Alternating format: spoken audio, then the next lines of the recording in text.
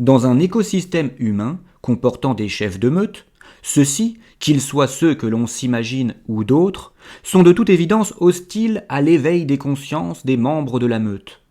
Ils tentent tout ce qu'ils peuvent pour les endormir et les empêcher de faire mûrir leur conscience.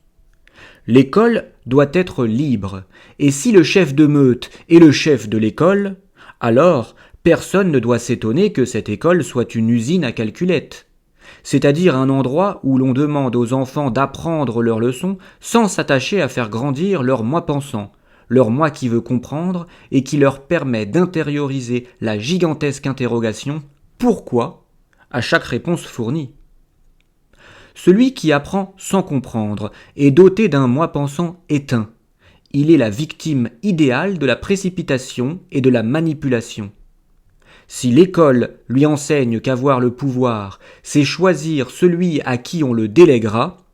bref, si l'école lui enseigne qu'avoir le pouvoir, c'est évoluer dans un système où l'on élit des individus qui auront pour mission de légiférer pour tout le monde,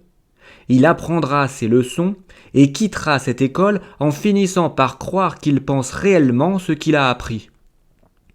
Endoctriné, il prendra pour la réalité la propagande sournoisement enseignée, et on le verra défendre fièrement cette leçon apprise sans moi qui pense et qui doute mature,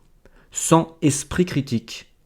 tel un somnambule qui apprend sa leçon de solfège et qui, bien qu'endormi, joue sa leçon de piano et s'intègre parfaitement à l'orchestre dirigé par le chef.